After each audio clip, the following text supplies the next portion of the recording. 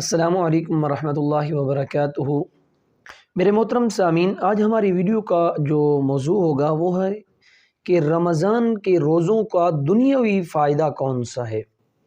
میرے محترم، بہت سارے لوگ ایسے ہوتے ہیں جو مختلف قسم کے بہانے بنا کے اپنے دل کو مطمئن کر رہے ہوتے ہیں کہ جی میری طبیعت خراب ہے اس لیے میں روزہ نہیں رکھ رہا، مگر نہ جی تو چاہتا ہے۔ کوئی کہتا ہے جی میرا فلاں مسئلہ ہے تو میں روزہ نہیں رکھ سکتا۔ تو آج کی اس نشست میں آپ حضرات کو روزے رکھنے کی دنیاوی فوائد بھی ذکر کروں گا۔ میرے محترم، آپ صلی اللہ علیہ وسلم کی ایک حدیث ہے جس میں آپ صلی اللہ علیہ وسلم نے 3 چیزوں کو بیان کیا اور تینوں کے فوائد بھی بیان کیے ہیں۔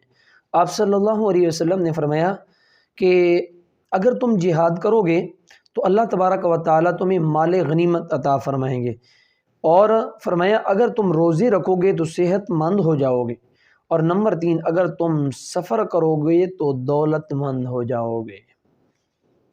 جہاد کرو گے تو مال غنیمت پاؤ گے، روزے رکھو گے تو صحت مند ہو گے، اگر سفر کرو گے تو دولت مند ہو گے۔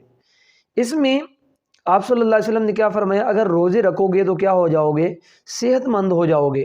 میرے محترم، اس لیے فقہاء کرام نے اور محدثین اکرام نے یہ بات لکھی ہے کہ اگر کوئی بندہ معدے کا مریض ہے اور معدے کے مریض ہے تو وہ یہ نہ کہے کہ میں تو مریض ہوں اس لیے میں روزہ نہیں رکھ پا رہا۔ ایسے بندے کو روزے رکھنے چاہیے۔ جب روزہ رکھے گا تو اس کا معدہ صحیح ہوگا۔ یہ معدے کا علاج ہی بہترین چیز ہے، وہ روزے ہیں کہ اگر روزے رکھے گا تو اس کا معدہ صحیح سلامت ہو جائے گا۔